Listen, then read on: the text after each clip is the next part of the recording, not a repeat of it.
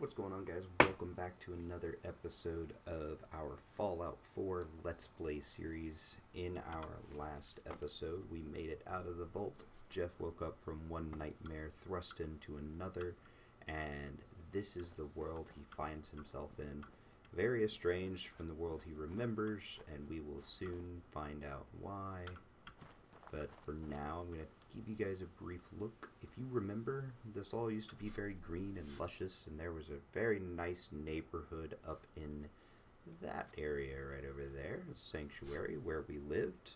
We made our way when we found out about the bombs right up this hill to this gate where we saw a lot of military personnel, ushering only few people who were accepted into the vault up this way, and we made our way down the vault. And that is where we ran into some very, very unfortunate deeds for Jeff and his family. His wife was taken from him with nothing that he could do about it, and his son was abducted. And that is where we find ourselves now. So we're going to head back to what we once knew as home, and we're going to see what or who may be waiting for us. For those of you that have played, you've already got a good idea of who will be waiting for us. For those of you who haven't, you'll recognize a good familiar face and one of my favorite characters.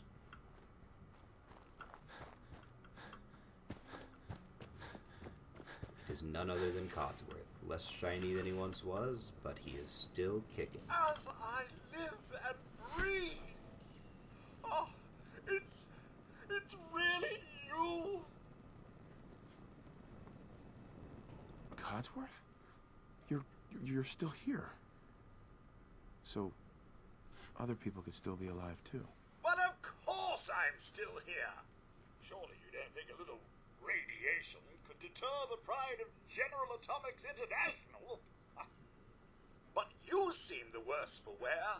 Best not let the wife see you in that state, Where is the missus, by the way? So, you can see that we have 4 different speech dialogue options. That is pretty normal for Fallout. We have different speech options to interact with NPCs throughout the game. In old games, as I mentioned in our last episode, there was a karma system, so depending on what you said could give you good or bad karma. This game doesn't have karma, but it does have speech checks, which we will see very soon in this dialogue bit. And it will be clearly notated by one of these being a different color than green. Green is my base default color. You can adjust that in settings, but we're not going to get into that. Just toy around with the settings and you can see that you can change all of those. But for now, what you need to understand is a speech check will be a different color. Typically it's going to be yellow or red, depending on how likely it is that you're going to succeed in that speech check. We're going to continue our conversation with Codsworth here. We're going to see just how he has come to grips with reality, while Jeff is also coming to grips with his new reality. She can't be dead. She can't be. I'm in a dream. I'm in a bad dream. Sir, these things you're saying, these terrible things, I believe you need a distraction. Yes, a distraction to calm this dire mood. It's been ages since we've had a proper family activity. Checkers, or perhaps charades. Sean does so love that game. Is the lad with you? Sean's been kidnapped. But I'm going to find him. I'm going to get my son back. It's worse than I thought. You're suffering from hunger-induced paranoia. Not eating properly for 200 years will do that, I'm afraid. There's the big bomb. The nukes were not the only bombs that were dropped. There's a big one for Jeff. 200 years we were in cryosleep. So for 200 years, Codsworth has been attempting to clean up your home and serve you as best he can in your absence. So Jeff now finds himself in a position where he doesn't understand what is happening, other than his wife was killed and his kid was taken. 200 years? What? Are you... A bit over 210, actually, sir. Or give or take a little, for the Earth's rotation and some minor dings to the old chronometer. That means you're 2 centuries late for dinner. Perhaps I can whip you up a snack? You must be famished. So this is where we get to our first speech check. As you can see, it's notated with that yellow there. I can ask if Codsworth is okay. Another good little immersion that they added here. You can see Codsworth is barely holding it together, very excited to see you alive, but, I mean, it's been 200 years. Poor guy's been all alone. But he still does what he's supposed to. He still is trying to take care of you, and you saw that just earlier when he tried to reconcile or tried to diagnose what's going on with you. He thought that you were paranoid. He has not seen that your wife was killed. He had not seen that your child was taken, so he genuinely thinks that there's something wrong with you. So despite all he's been through in these 200 years, he is still loyal to you and trying to help you through what you're going through. So let's go ahead and return that kindness to him. Codsworth, you're acting a little bit weird. What's wrong? Oh, sir, it's been just horrible. 2 centuries with no one to talk to, no one to serve. I spent the first 10 years trying to keep the floors waxed, but nothing gets out nuclear fallout from vinyl wood. Oh, nothing. And don't get me started about the futility of dusting a collapsed house. And the car. How do you polish rust? So here's an interesting conundrum that Codsworth finds himself in. Now, important note for those of you that don't know or may be new to the Fallout universe. Mr. Handy Robots, which is what Codsworth is, were developed by Vault-Tec, the very people who led to the bombs being dropped, the vaults being made for really messed up scientific and social experiments for a profit. Now, you can tell in what Codsworth just said that this was not news to him. He knew, because Vault-Tec programmed in him to know, that the bombs were going to be dropped. But because he is also an AI of sorts, he still is having to cope with the consequences of those actions that he knew were going to happen. So you can see that he is surprised with how awful it is. He is trying to continue his directive of being a servant, a butler, a best friend. He's still trying to achieve all of these things, but it is truly difficult to do.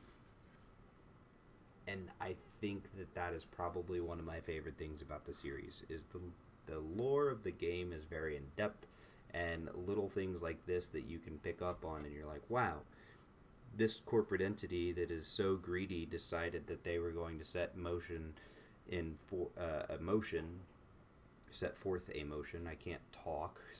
a motion to create nuclear apocalypse, and these robots knew it was going to happen. They couldn't do anything about it, but they still had to follow their directives. So for 200 years, Codsworth has been stuck, and that's really crappy. But it's really cool to see that level of story building. Stay We're with gonna me, make sure pal. that Focus. Codsworth stays with us and I'm afraid I don't know anything, gets a grip sir. on himself. The bombs came and all of you left in such a hurry. I thought for certain you and your family were dead. I did find this holotape. I believe the missus was going to present it to you as a surprise. But then, well, everything happened. Thank you, Codsworth. You're welcome. Now, enough feeling sorry for myself. Shall we search the neighborhood together? The missus and young Sean may turn up yet. All right. Lead the way. Proud to serve, sir. Codsworth, still trying to be your best friend and still trying to stay loyal to you, wants to help in our search for our wife and son. Little does he know, we definitely know we won't find our wife because we saw her taken from us. Not this time. However, there just may be luck to find Sean, or at least he thinks. But this is also a good time to introduce us into even more massive bugs and creatures. I trust everyone's still alive.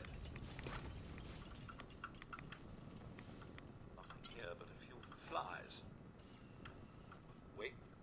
My senses are picking up movement in another house. Follow me! So I don't think we have any stim packs right now. Our health is getting a little bit low, but what I do think we do have stim packs. I guess we start with stim packs. So stim packs are going to give us, as you can see, 30% HP. We can increase that later down the road with some perk points. But we also have different options too. We have food, which will give us 20 HP and 6 radiation.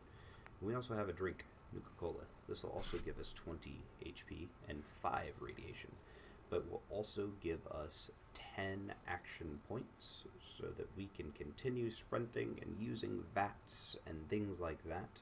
So these are always good options to have. That's why you saw me take them, because you don't always want to rely on stim packs, because stim packs are going to be very vital, not just for health, but also to reduce crippling effects on you, because that is one of their effects as well. So if a limb gets crippled and your character starts moving slower than they normally do, a stim pack helps uncripple your leg.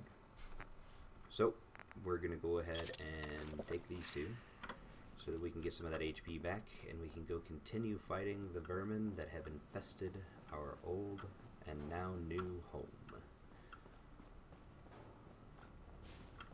Oh!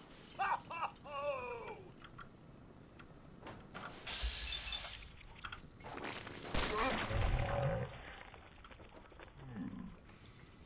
Another spot to plug it off. And Picking up hostile, I never leave a task unchecked. oh, we're not going to do that. We're not going to do that. Eventually. Mr. Jeff, you're... Hey, Codsworth. Mr. Jeff, the missus and young Sean, they aren't here.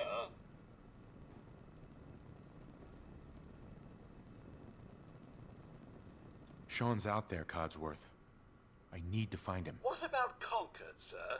Plenty of people there. And last I checked, they only pummeled me with sticks a few times before I had to run back home. Thanks for your help, Codsworth. Good luck, sir. You'll find young Sean. I know you will. I shall remain here. Once again, the loyalty of Codsworth shines through. He recommended we check out Concord. He also gave us a little bit of allusion to the world that is now versus what we once knew. We once knew a world with law and order that obviously very quickly has faded and turned into a lawless world of a post-apocalyptic nightmare. He said that, they only pummeled him with sticks a few times, so clearly there's not a lot of nice people, but maybe there are just a few, which we will actually meet once we get to Concord. I'm going to end out the episode here, but on our next episode we will indeed venture towards Concord, and we might pick up a friend on the way. We for sure will meet some people in Concord, and we will see that there is still a light at the end of the tunnel for Jeff and this new world he finds himself in. They're not all bad people. There are some good people, and we will venture that way. So, if you take a look at our map here, in our next episode, we are going to travel from Sanctuary southeast down to investigate Concord. Until next time, guys, take care of yourselves, have a beautiful day, and I hope you join me in our next episode.